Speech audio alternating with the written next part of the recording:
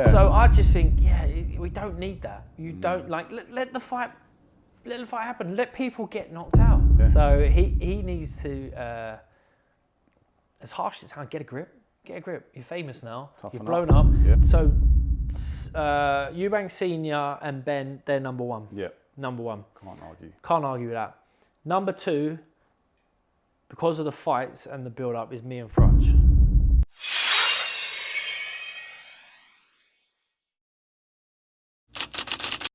We're here in West London in a mystery location with none other than the main man, George Groves. George, how have you been? I'm good. I'm good, thank you, Aaron. How are you? Yeah, I'm not bad as well. Beautiful day out here. It is.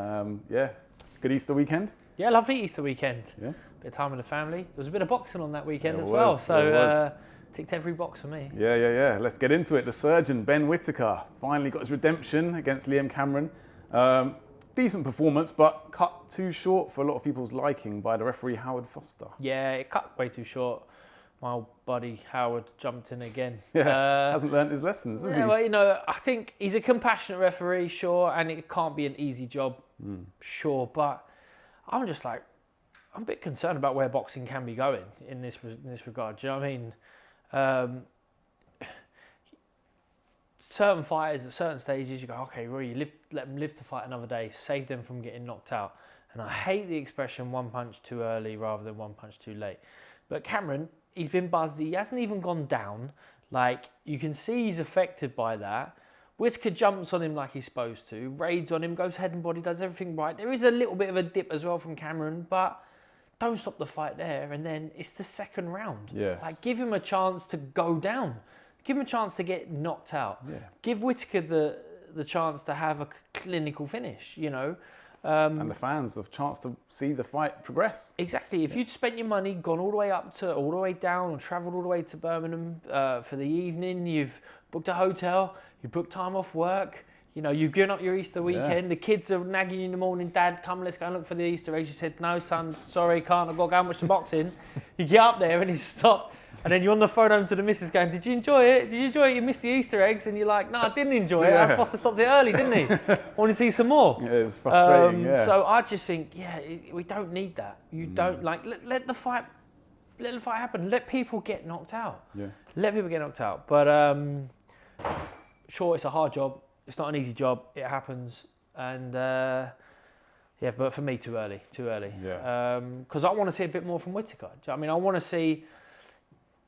The idea for me behind this fight was, can he punch with more authority? Can he punch harder now under the guidance of Andy Lee?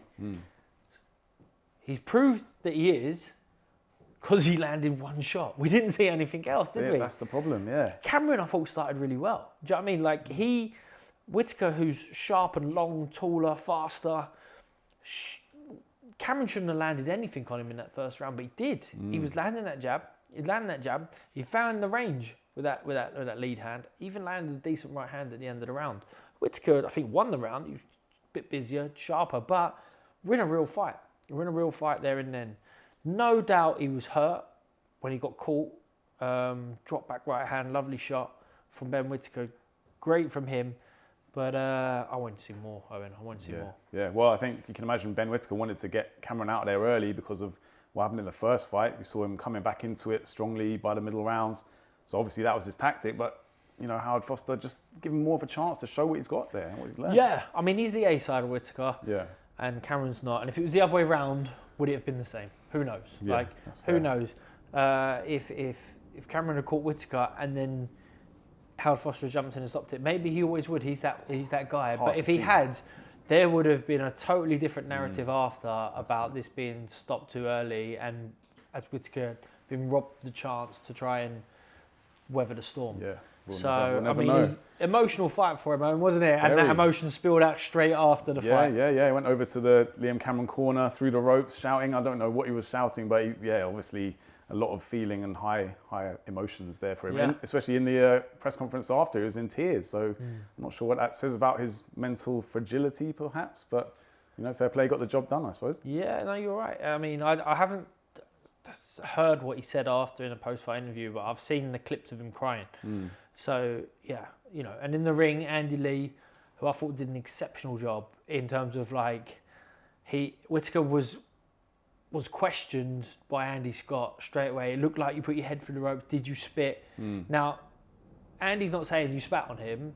He's actually doing him a favour to clarify that you didn't. Because there'll be people at home going, what's this about? Like, why have you done this? True. This is not a rivalry like me and James DeGale that's stemmed since we were 12 and 13 years old. Yeah. It's just been of late, and yet you're not just satisfied with the win. You've gone over and got in the corner's face. What's it about? But Andy Lee quickly settled the situation, justified his fighters' antics. You know, the emotion that he's had to release, and the pressure he's been under, and obviously backed their relationship for the future. I thought he did a great job at that point. But for Benn Whittaker, you think this could go two ways. It could be a blessing for him that he's had to deal with these sets of experiences now, because it will serve him further along down the line. He's had an emotional roller coaster. He's had to deal with fame and pressure, etc. Or the social media kind of, I don't know if it was abuse or people questioning his spirit and his toughness, but he's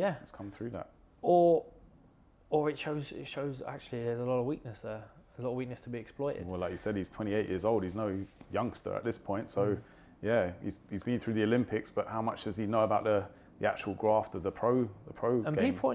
people, not everyone is going to go along with what you say all the time. Like, and you got to get over that, and maybe I've had experiences where everyone has wanted me to win but thought I couldn't. I've had everyone who thought I had no chance of winning, and how dare you even say that you can. I've had it where it's been evenly split, and I've had it where people don't care. And sometimes it's when they don't care, that's the one that's the worst, you know? Yeah. So he needs to, as harsh as it sounds, get a grip. Get a grip. You're famous now. Toughen You've blown up. up. Yeah. And what do you want to be? Like, do you want to be flashy, arrogant?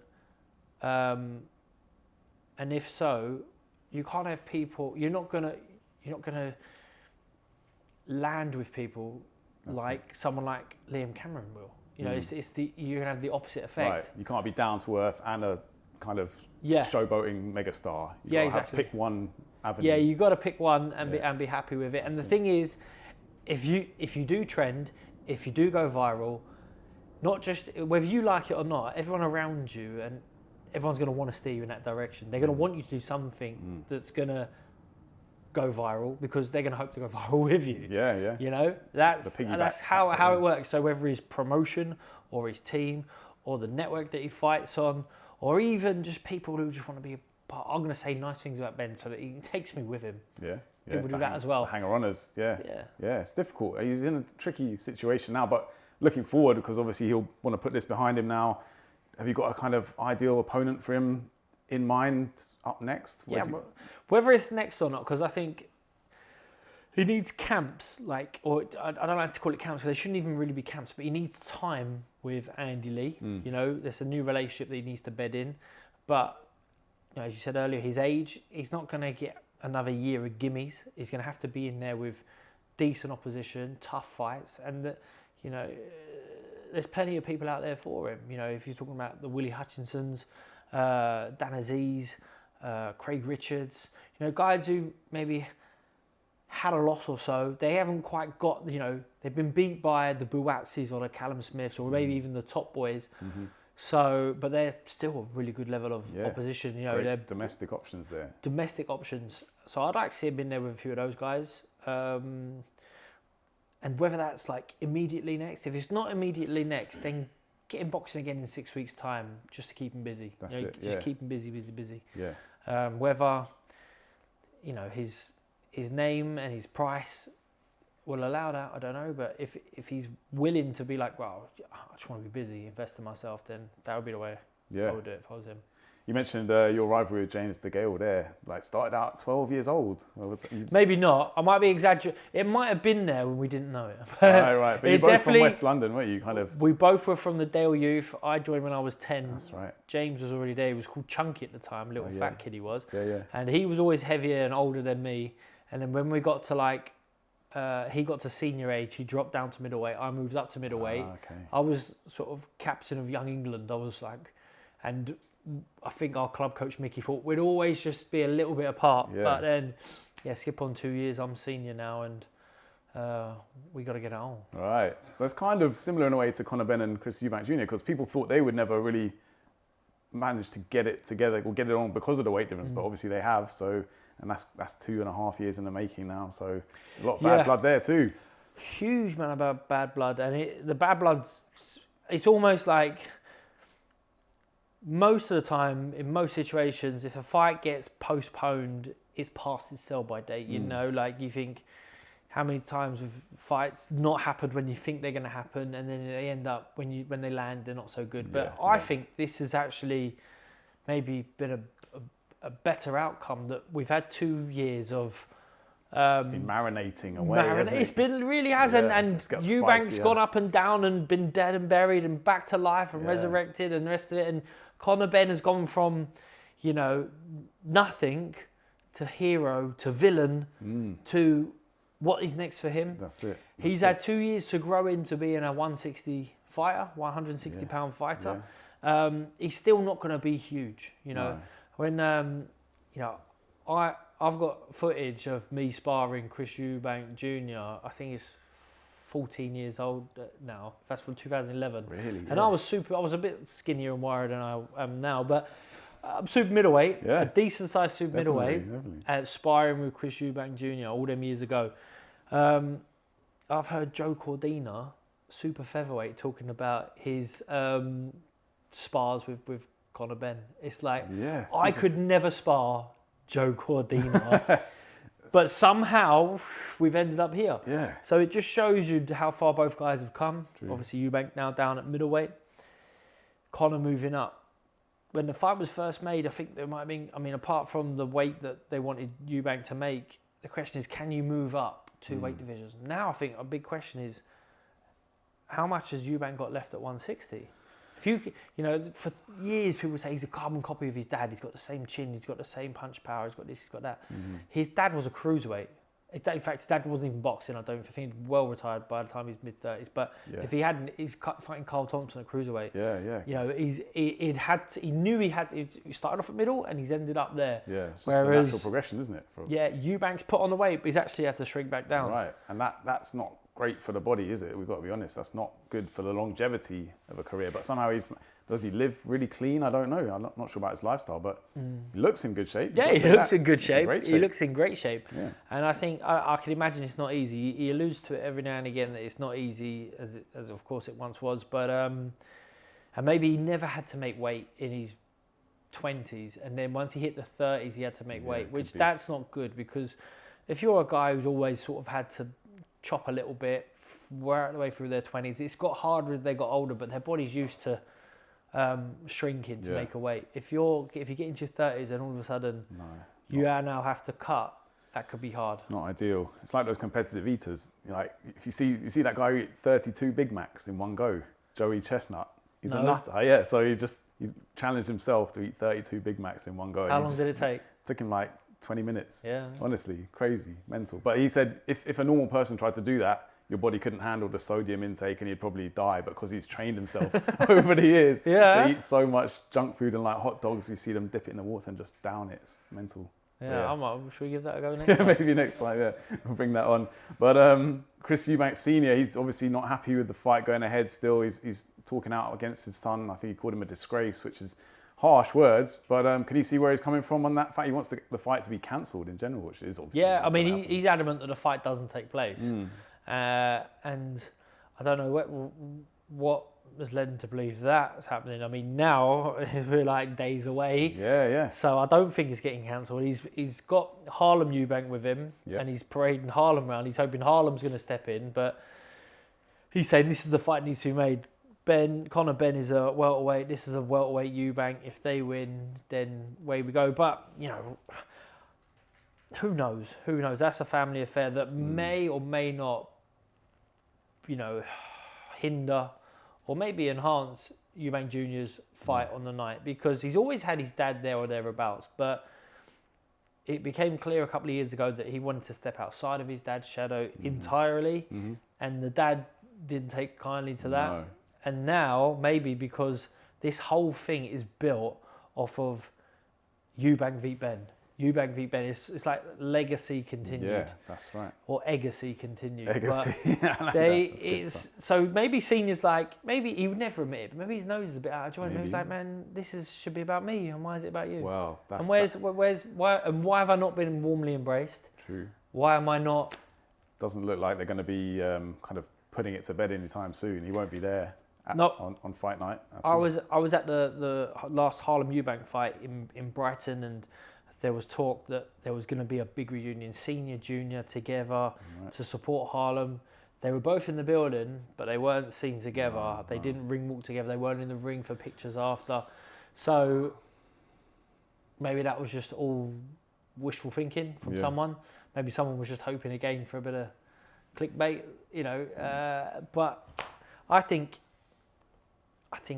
if how would I assess it, whether it actually helps or hinders Junior? I think when you've got Conor Benn there with his dad Nigel, and their relationship seems so genuine, it doesn't seem false, and it does really feel like Nigel is proud of his son and happy for his son and there to support his son.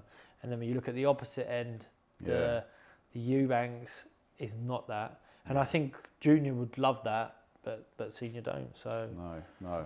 You can see Nigel Benn. He's more kind of a background, peripheral figure, isn't he? Even though everyone knows who he is, but he's not trying to take any of the limelight away. Maybe that's the difference. But I think he was very surprised. Well, he said he's surprised that the bookies have got Chris Eubank Jr. as the favourite. He obviously is backing his son, thinks his son should be the favourite. Not that it really matters, but in terms of the result of this fight, I think we've got a prediction from you in the past, and it's a tough one to call. But how would it affect each one of their careers if they do go on to get the win?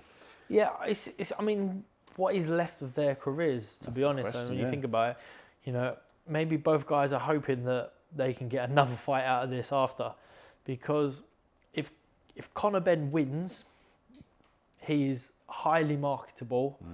But who do you match him with? Because you can give him easier fights or easy fights for a little bit. At what weight, I'm not sure. But at some point, they're going to say, well, if you are legit in all these rankings, when are you going to fight for a world title? And you look at all the champions that are there at the moment, you know, whether it's Ennis down at world title, you've got like, I know Crawford sort of scheduled to fight Canelo, but he's up at the super welterweight now. There's other guys that, on paper, you know, for a boxing mind, they all beat Conor Benn.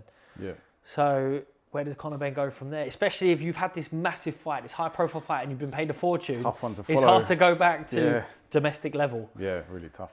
Eubank, I don't know what his end goal is. It feels like he's got his eye outside of boxing now, because the fact that whether he's just doing it for his own enjoyment, he wants to battle Eddie Hearn, he wants to battle everyone. He wants to take on everyone. He wants to control everything. He wants to control the narrative. And that's all well and good. I remember doing the same thing when I was saw that from you 24, 25. But I thought I had a career after. Whereas Eubank, where does he go from here? Because he's not going to beat Janabek. He probably wouldn't even beat Denzel Bentley. You know, he's not. I wouldn't even rank him as the best middleweight in Britain right now, let alone go on to win a world title. So at best, if the fight is really exciting and explosive, then they maybe do it again. Rematch part 2, in Riyadh maybe. But maybe they don't get paid as much. Maybe it's just not as fun. Yeah, they've sold it really well, clearly, and I think that's what's captured everyone's imagination, even more so than just the legacy and the dads, the fathers being there. So yeah, whether the fight can live up to that remains to be seen. And I echo what you say. To their credit, both Eubank and Benn together is gold. Like, it's interesting. Yeah. You know, you go to the press conferences, you go to all the build-up, it is interesting. You know, like, you buy into it. You buy into this fight. It's definitely not fake, and it's at times been really, imaginative. Do you know what I mean? Like, that's it, the egg snap. And but predominantly Eubank has been uber charismatic and much like the father sons. And the fact that he paid the fighters that were on the original card, wasn't he? And the card cancelled, he paid them out. What do you think? I think I mean, nice, but he's getting paid enough. I think it's a good gesture. I mean, they all got the same amount of money. If he'd done that and didn't tell no one, I'd be like, oh, good for you. He'd done that and put his picture of the things. I'm thinking, I'm disappointed with you and you for taking £3,000 off of Chris Eubank. He said, for the ones who sent me their bank details, that would have been the most expensive camp. If he was offering to pay my camp, and I said, do you know what? Do you know how many sparring partners I flew in? I flew them in from all over the world. Right, yeah. They were on $5,000 a week. I said, that camp cost me 250 grand. But you're not getting that out of Chris. No, Chris. No, so $3.5 grand. That's it. Publicity stunt to try and alienate Eddie Hearn. That's right. You know, whether it was worth its money or not, I don't know. But if you're gonna do charity, then don't do it for. That's right. It's like people that film themselves giving money to homeless guys. Just give the money in and stop and filming walk yourself. Giving money to the homeless, Chris. That's right. That's right. That's right. That's right. Well, quick one to wrap it up on this. Where would this rivalry rank in the kind of history of great British boxing rivalries? So Eubank Sr. and Benn, they're number one. Yeah. Number one. Can't argue with that. Number 2, because of the fights and the build-up, is me and Froch. Right? It's me and Froch. There was nothing like it, and I don't think there'll be anything like it since. Captured the moment so well. Captured the years. Yeah. Absolutely. I think next, me and DeGale.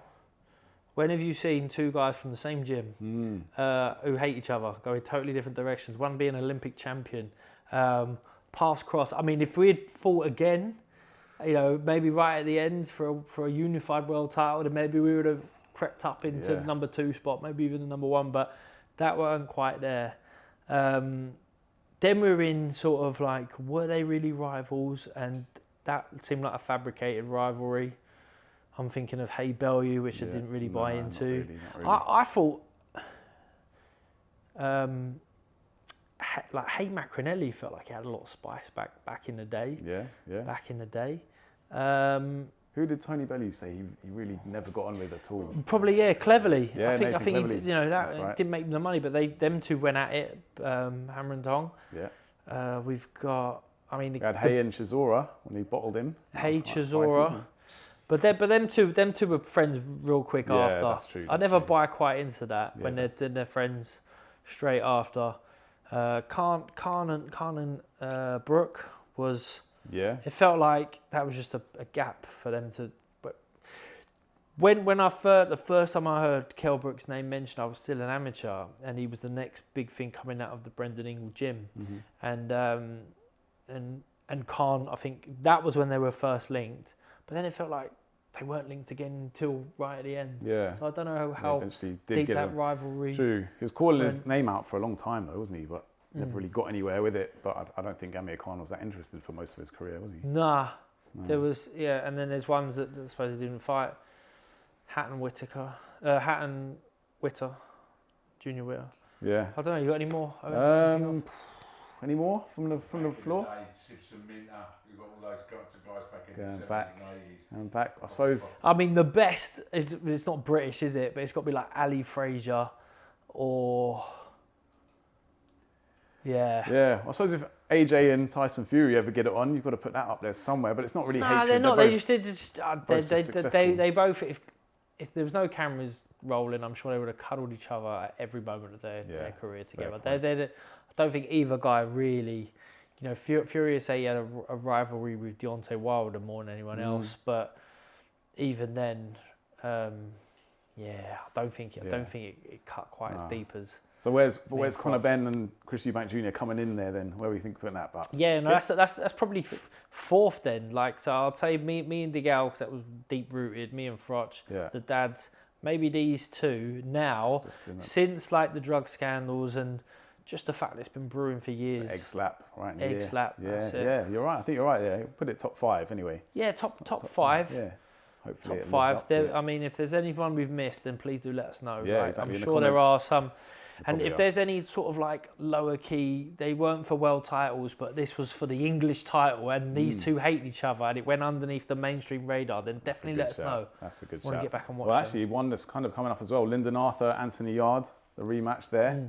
That's on the undercard, I believe, of Eubank Jr. and Conor Benn. Yeah. Could be a good fight. Should be a good fight. Should be a good fight. I mean, this is the third time they're doing it, and you know, the third time. That's right. Yeah. So obviously, the first time Lyndon.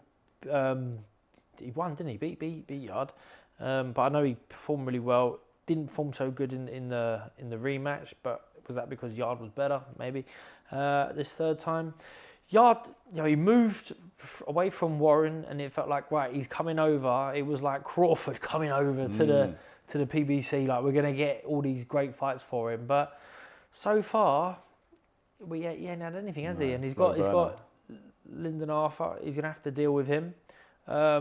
But he's a really good fighter, Yard. He's always just felt that a little bit short at the top level. But I want to see him in there with a Buatsi, with a Callum Smith, with one of those guys, because you think for his experience, like, he'll still have a hard job beating a Craig Richards or beating a Dan Aziz. So why risk it with those guys? Get in there with Smith. Yeah. Hopefully that will happen next. Daniel Dubois, he's been quiet, hasn't he, since he pulled out of the fight with Joe Parker. But now apparently he's in talks with Alexander Usyk for a July date at Wembley.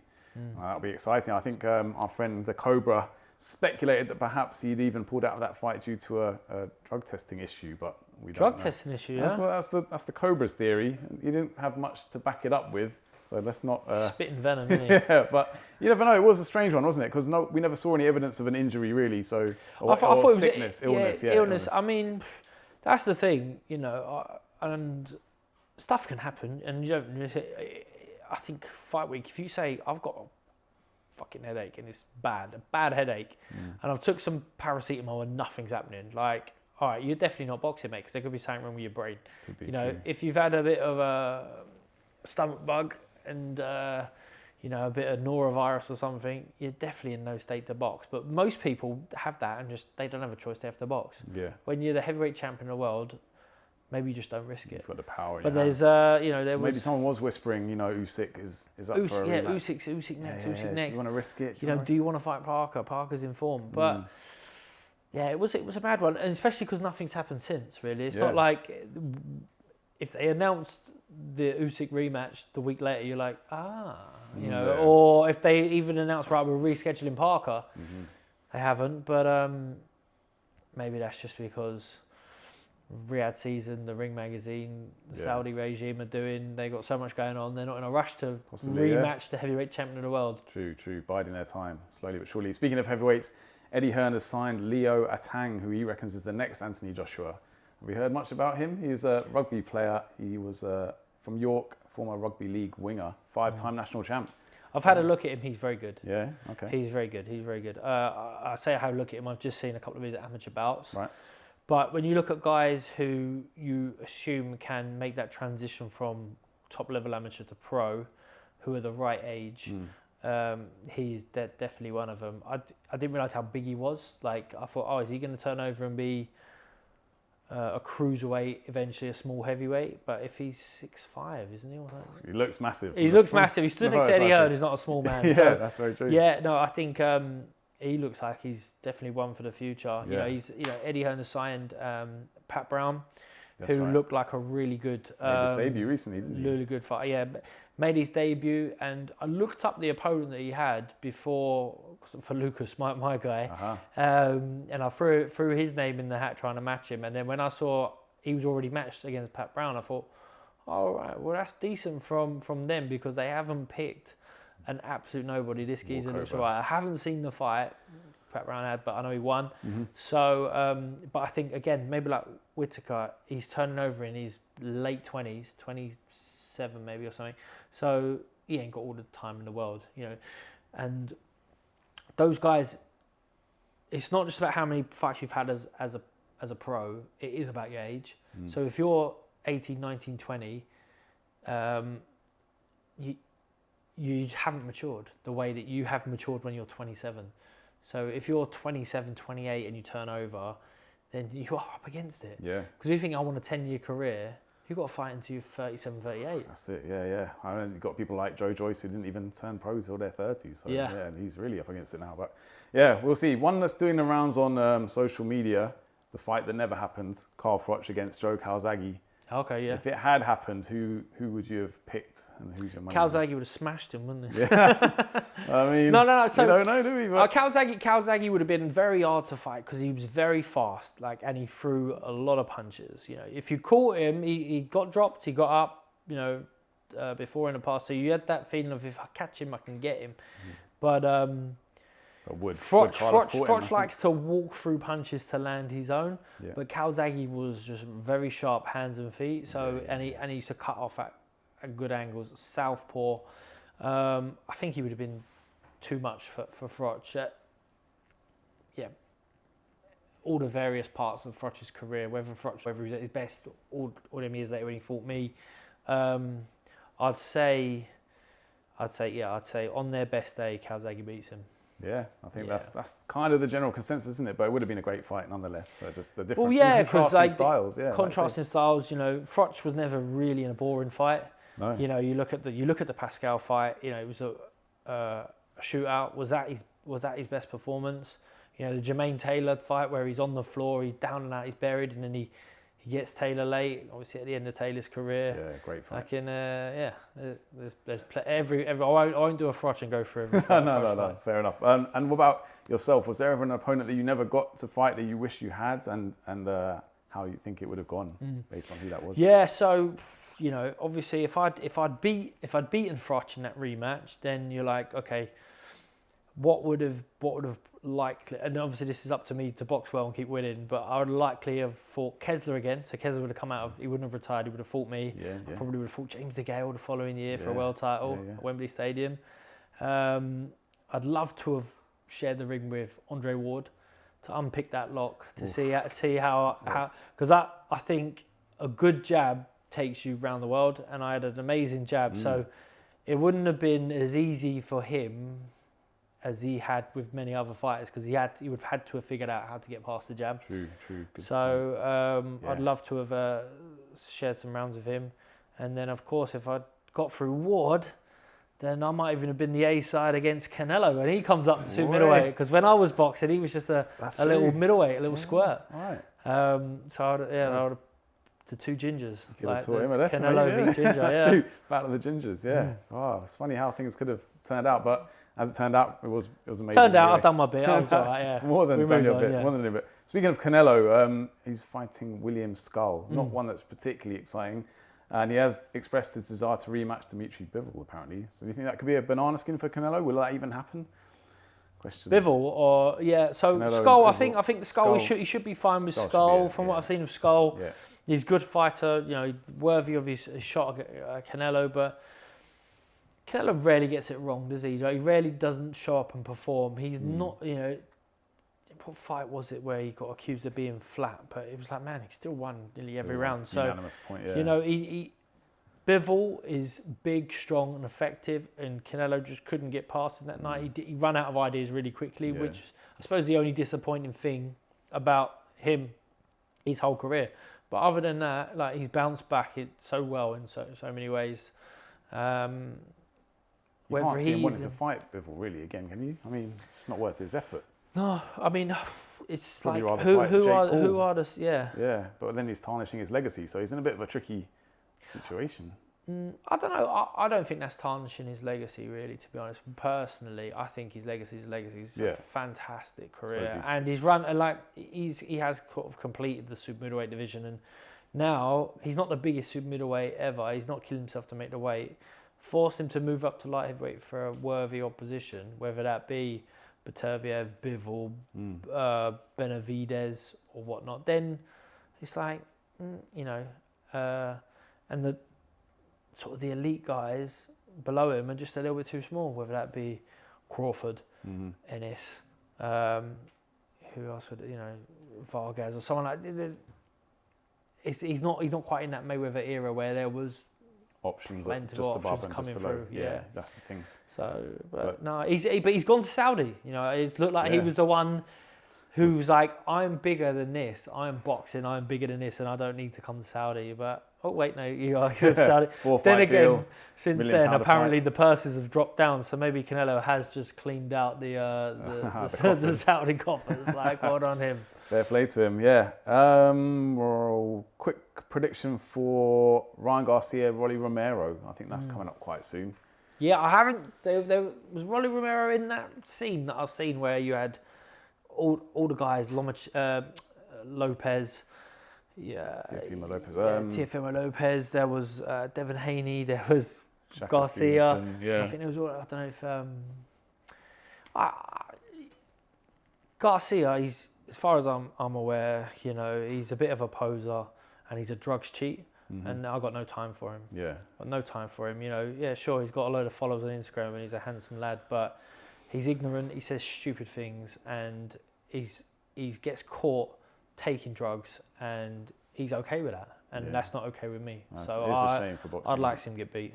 And he'll be fighting Devin Haney again if, well, presuming he beats Romero. They're talking about the rematch, and that's going to be one that he's really going to want to win. Devin Haney, after what happened in the first match. Yeah. Haney, I mean, it's like Haney's an exceptional fighter. You know, at times he doesn't quite pull it off, and sometimes you are just battling a popularity contest, you know. Yeah. And for some reason, Garcia at times wins it. It's almost like the kind of the Trump thing. He's got that popularity, even though a lot of people don't like him. There's a lot of people out there that, for some reason, whatever reason, do like him. Maybe because he's outspoken, he just chats a lot of shit, frankly. But whatever it is. So people like them sort of characters because ultimately you want to have someone who you can relate to. And if you're a bit of a fuck up, and you want to take fucking coke at the weekend and do this shit, then you'll relate to, and you talk trash, then you want to relate to him. So that might be Garcia is your guy. Ryan Garcia is your guy. Yeah. But I think when you get to that stage, the pressure's on that you should be a role model as such. 100%. And the role model don't necessarily be like watch your P's and Q's and help old ladies cross the road, but you should be I never say this word, consummate professional. Yeah. Which means you leave no stone unturned. You're the best athlete on the planet. And if you're taking drugs that you shouldn't be allowed to because you're cheating, you're breaking the rules, then it's no good. Yeah, we don't want you in boxing. The same. Tony Bellew said the same. Like, especially in a sport like boxing where people's lives are at risk. It's one thing cheating in 100 meters where you're just going to run a bit faster and no one's going to get hurt. But in boxing, you can actually put someone's life in danger. So yeah. All right, final question. It's not boxing related. The George Groves Dream Dinner Party. You can have 4 guests, dead or alive. All right. Well, so you can bring them back, or you can have people who are currently in existence. Maybe you've already had that. I don't know. Yeah. Dinner party guests. Don't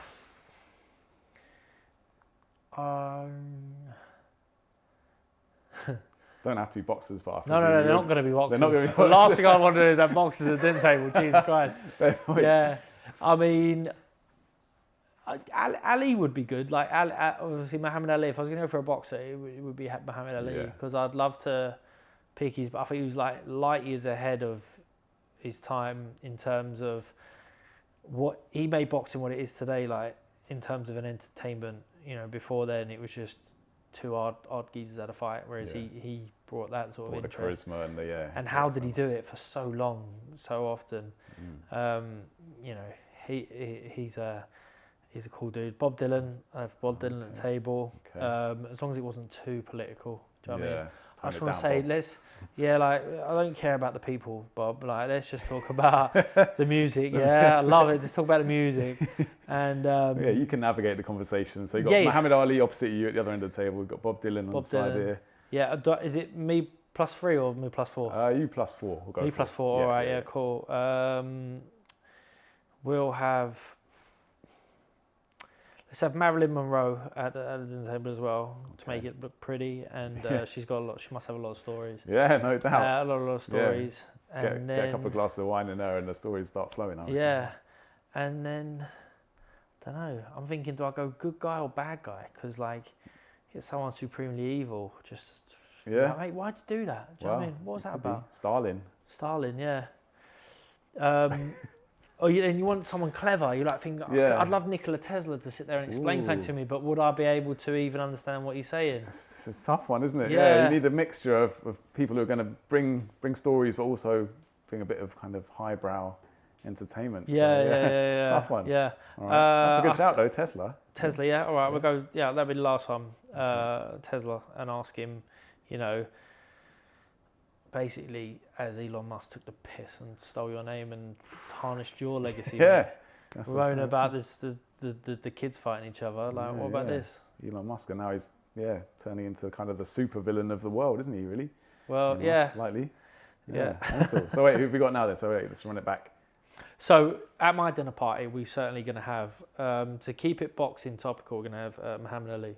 The legend. We're going to have Bob Dylan, legendary songwriter, poet. We're going to have Marilyn Monroe because she can tell us some juicy gossip, 100%. And she's like, we've got to have some femininity and some pretty to table. Yeah. And then we're going to have Nikola Tesla to explain us about how we could produce free energy, and we don't actually need oil. And we don't have oil. It's the end of Riyadh season. That's true. And then we fight for free. It's gone full circle. Lovely. What a way to wrap it up. Well, yeah, sounds like a great dinner party.